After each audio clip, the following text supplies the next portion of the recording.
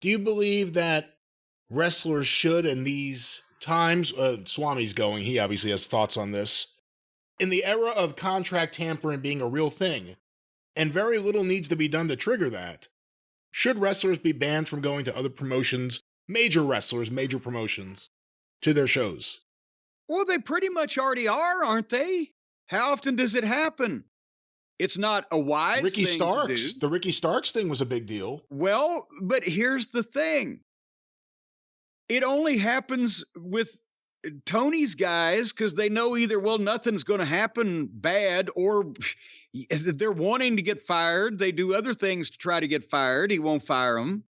Or they just don't give a shit because, or it's like they do it on purpose to say, hey, remember me? I'm over here.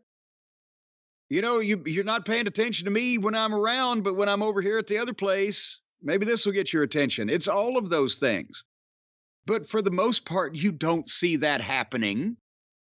As I said, in the territory days, and even sometimes in the old days of WCW and WWF, guys who weren't booked in any meaningful place, didn't have a spot at all, or were somewhere that they wanted to get out of and didn't give a shit what that place thought, would come and hang around, visit people and try to be seen or just catch somebody's eye or whatever. But it doesn't happen in the modern era with guys under contracts, except every once in a while when somebody in AEW has their feelings hurt and wants to get some attention or doesn't give a shit. When's the last time you saw a WWE contracted talent at any other show ever? When's the last?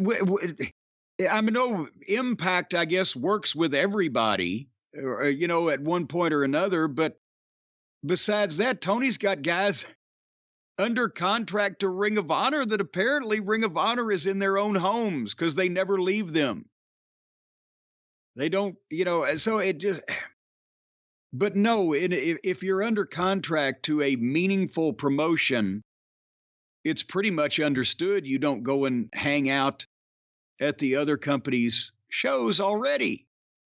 Remember what was the discount bushwhacker that came to the TNA show, WrestleMania weekend 15 years ago? We put him on television. He got fired. That's I don't know what an you're indication. talking about.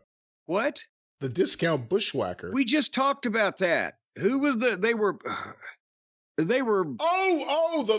they were Scottish or Irish. That's right. What were the names? God, I know what you're talking about now. Scottish Irish fellows. The Highlanders. No, Highlanders. And yeah, he was sitting in the fucking crowd and we were in between. I've told this story.